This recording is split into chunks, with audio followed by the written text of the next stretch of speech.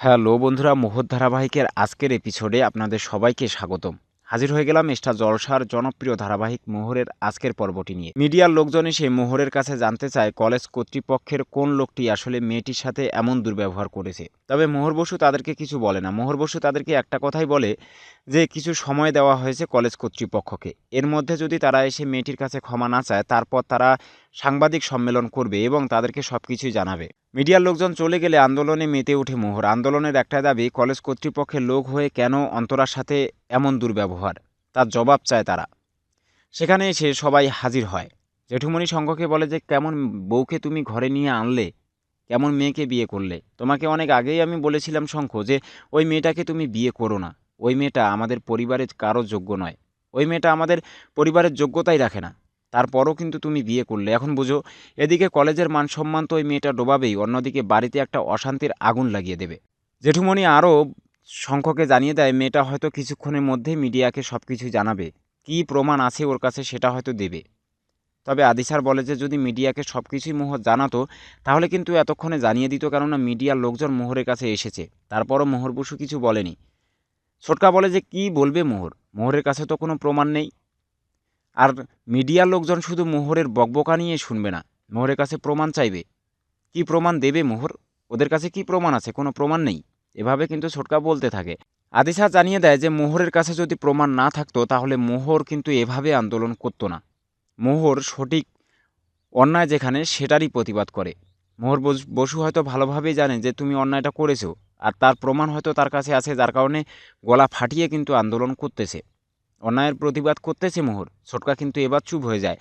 জেঠুমণি জানিয়ে দেয় তুমি কিন্তু তারপরও তোমার বউয়ের পক্ষ নিয়ে কথা বলতেছো, তুমি কিন্তু ওই মেয়েটার পক্ষ নিচ্ছ। তুমি ভুলে যেও না যে আমাদের পরিবারের লোকজনের বিপক্ষে কিন্তু গেছে ওই মেয়েটা। আদিসার আর কোনো কথা বলে না। অন্যদিক থেকে কিন্তু দিয়া এবং ময়ূরী হাঁপাতে হাঁপাতে চলে আসে এখানে। শঙ্খকে বলে যে দাদাভাই দেখো না দাদাভাই, ওরা কিন্তু আমার বাবাকে, আমার বাপিকে কিন্তু ফাঁসানোর চেষ্টা করতেছে। আমরা কিন্তু কোনোভাবেই ওদেরকে ছাড় দেব না। মোহর আমাদের বাড়িতেই থাকবে আর আমাদের বাড়ির লোকজনের বিপক্ষে যাবে, সেটা কেমন করে আমরা মেনে নেব? ওই মেয়েটার আর কোনো কিন্তু জায়গা নেই আমাদের বাড়িতে। আমরা ওই মেয়েটাকে আর বাড়িতে ঢুকতে দেব না। ছোটকা শঙ্খদ্বীপ রায় চৌধুরী তারপরও কোনো কথা বলে না। শঙ্খদ্বীপ রায় চৌধুরী কিন্তু চুপ হয়ে থাকে। আদিসার শঙ্খকে জানিয়ে দেয় আমরা সবাই তো বাড়ি যাচ্ছি, তুমি না হয় শেষবারের মতো মোহরের সাথে একটু আলাদাভাবে কথা বলো। হয়তো মোহর বসু তোমার কথা শুনবে। মোহর বসু তোমার কথা শুনে তুমি হয় মোহরকে নিয়ে বাড়ি চলো, মোহরকে বলো তোমার সাথে যেন মোহর বাড়িতে যায়। ব্যাস, ঠিক তখনই কিন্তু শঙ্খদ্বীপ রায় চৌধুরী একটু রেগে যায়। বলে যে বাবা আমি কি বলবো ওই মেয়েটাকে, অনেক আগেই কিন্তু আমি ওকে অনেক কথা বলেছিলাম, ও আমার কোনো কথাই রাখেনি, কোনো কথা শুনেনি আমার। আর এখন আমি ওই কথাগুলো আরেকবার বলতে যাব? আমি পারবো না, আমি কোনোভাবেই পারবো না।